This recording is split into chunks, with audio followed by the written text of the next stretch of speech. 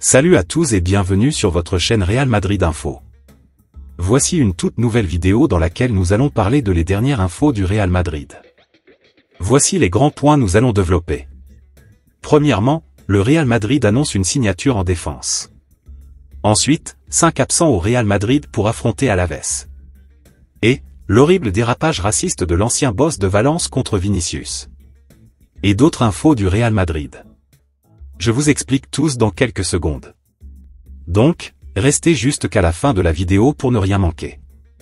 Mais avant tout, abonne-toi si c'est la toute première fois que tu nous suis sur cette chaîne, et activez la notification afin d'être à la une de toutes nos vidéos d'actualité comme celle-ci, donc n'hésite pas à lâcher un gros pouce bleu et quitter votre commentaire.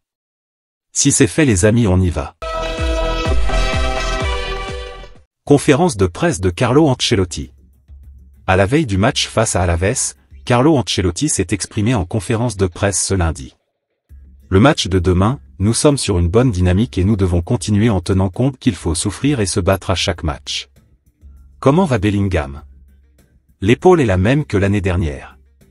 Il récupère même s'il doit garder la protection. C'est plus sûr. Il pourra jouer demain et va jouer. Carvajal a besoin de quelques jours de repos. Mbappé sera mis au repos demain? On verra demain. Il y aura des rotations mais je ne vais pas donner mon 11, comme toujours. Endrick sera titulaire? Il fait très bien les choses, qu'il joue. En pointe, sur l'aile. Même s'il n'est pas ailier mais il peut rentrer à l'intérieur. Il peut aussi jouer à ce poste. Comment va Ceballos? Il récupère assez bien. Il a fait un peu de course aujourd'hui pour la première fois. Il a de bonnes sensations. Sur les 18 buts en Liga, 17 ont été marqués en deuxième mi-temps. C'est une statistique qui attire l'attention et nous en avons parlé avant le match contre l'Espagnol. On doit mettre un peu plus d'intensité mais il faut aussi comprendre que les adversaires baissent en intensité en deuxième période et il y a plus d'espace. Camavinga sera là au derby? L'idée, c'est qu'il s'entraîne avec l'équipe jeudi. On sera au repos mercredi. Et je pense qu'il pourra jouer à partir de là. Comment une équipe qui joue si mal peut tenir 38 matchs sans perdre? Je ne peux pas te l'expliquer. Pour moi, ce n'est pas le cas, on ne joue pas mal. Le Real n'a pas eu qu'une seule identité ces dernières années. Bloc bas, jeu en transition, la possession. De tout. Le fait que nous n'avons pas une seule identité ne signifie pas que nous n'avons pas de jeu. On en a beaucoup. Ce sera votre 300e match au Real demain? J'ai la chance d'avoir entraîné des grands clubs comme le Milan pour qui j'ai une affection particulière. Mais le Real est le meilleur club du monde. Faire 300 matchs sur ce banc, je ne dis pas que c'est un miracle mais presque. Vous avez une date pour partir à la retraite? Non, je n'en ai pas. J'aime faire ce travail et ma fatigue n'est pas comparable à celle des joueurs. Je peux avoir une fatigue mentale car il y a de la pression, une responsabilité mais j'aime ça. J'aimerais continuer de nombreuses années encore ici. Combien de blessures avant que ça bouge? Je veux transmettre ma peine suite à la blessure de Ter Stegen. L'un des meilleurs gardiens du monde. J'espère qu'il pourra vite récupérer. Ça ne changera pas cette année mais il faut mener une réflexion. Quelle est la meilleure position de Valverde? Pivot, double pivot, relayeur, ailier, intérieur. Son rendement pour l'équipe est fondamental. Il a cette capacité de bien gérer toutes les situations. Que pensez-vous de la situation de Mendy? Indiscutable au Real et oublié en équipe de France? Nous sommes enchantés ici. Il a prolongé son contrat. Son niveau défensif est au plus haut.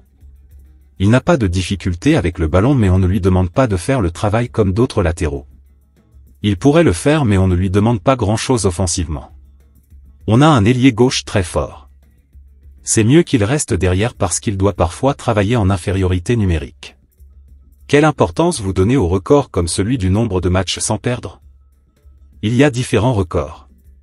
Certains sont des victoires, d'autres de ne pas perdre. Nous tenons une très grande série et ça signifie beaucoup de succès car les matchs nuls aident aussi. Je pense qu'il faut savoir ne pas perdre quand on ne peut gagner. L'autre information. Le Real Madrid fait tomber un record de 1951. Dans un début de saison morose sur le plan offensif, le Real Madrid montre tout de même sa capacité à obtenir des pénaltys. La Casablanca essaie tant bien que mal de suivre le rythme effréné imposé par le FC Barcelone qui réalise le sans faute en ce début de championnat avec 6 victoires en 6 matchs pour un total de 22 buts marqués dont un penalty. De son côté, le Real Madrid comptabilise 4 victoires et 2 matchs nuls en 6 matchs pour un total de seulement 13 buts marqués dont 5 penaltys.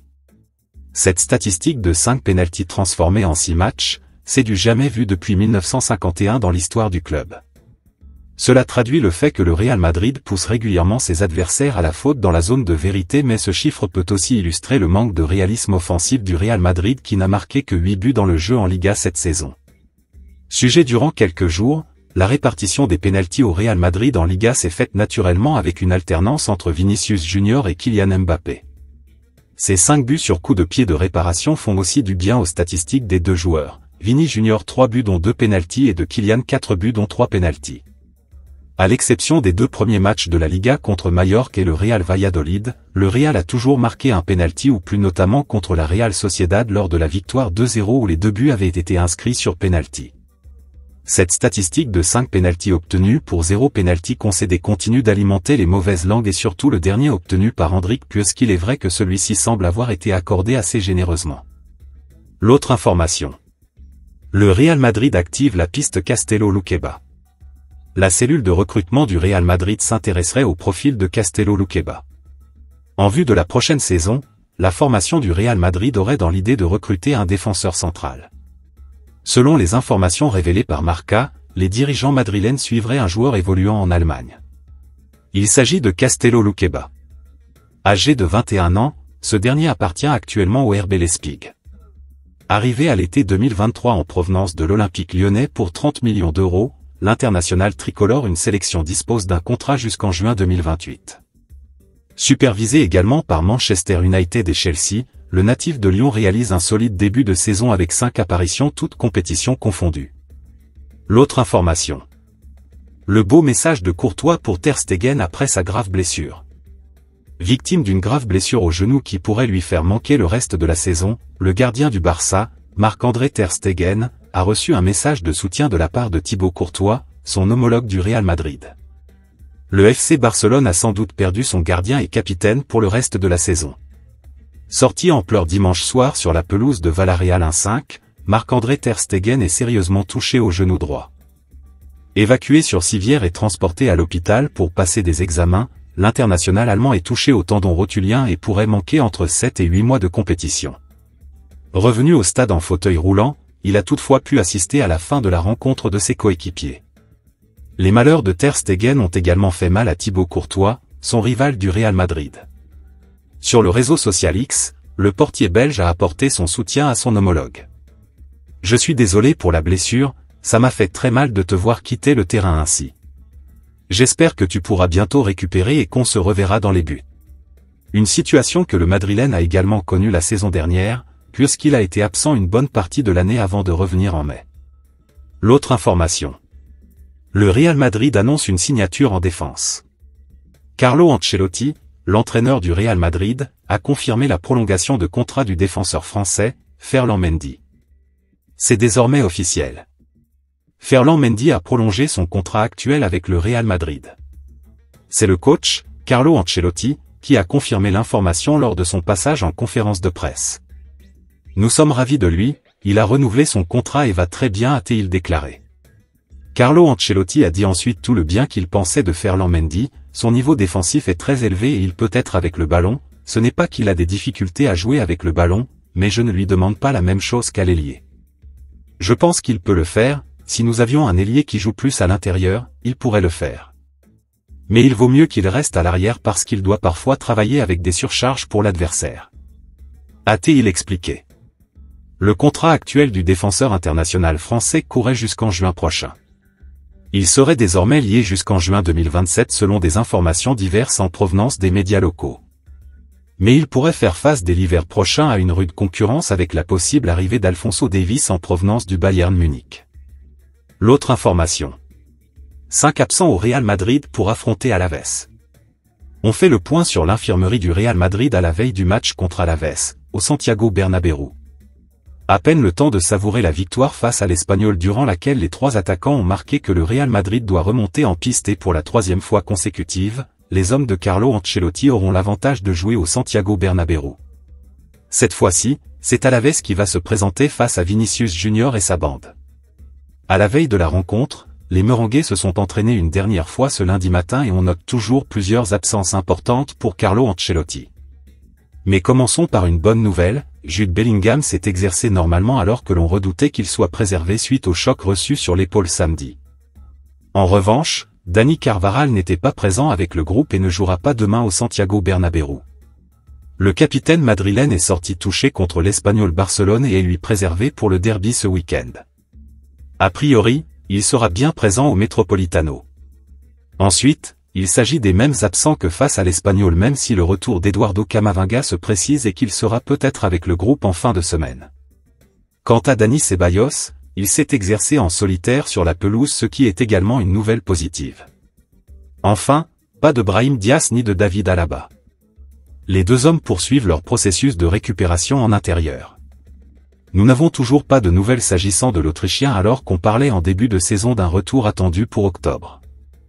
L'autre information. L'horrible dérapage raciste de l'ancien boss de Valence contre Vinicius.